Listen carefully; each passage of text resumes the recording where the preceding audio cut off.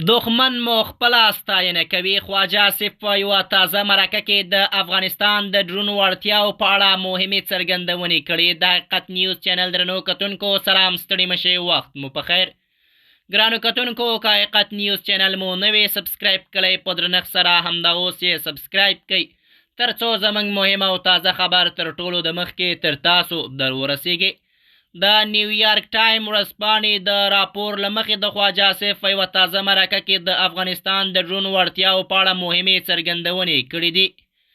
د پاکستان دفاع وزیر ویلي چې اسلام آباد هیڅکله داسې اټکل نه کاوه چې افغانستان به داسې پرمختللي ډرون الوتکې ولري چې وکولای شي د پاکستان مهم نظامي تاسیسات په نښه کړي.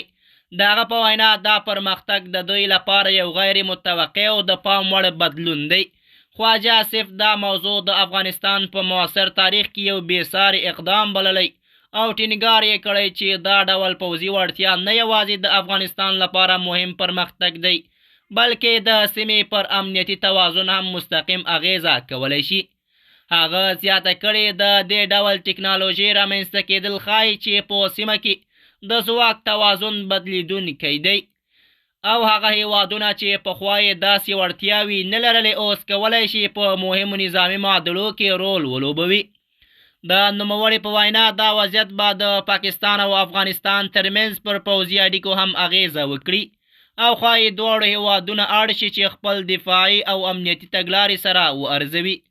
همداراز نوموړي اشاره کړې د دې پرمختګ دوام کولی شي په سیمه کې د سیالۍ نوې فضا رامنځته کړي، په ځانګړي ډول په هغو برخو کې چې د ټکنالوژۍ، استخبارات او هوایي ځواک پورې تړاو لري.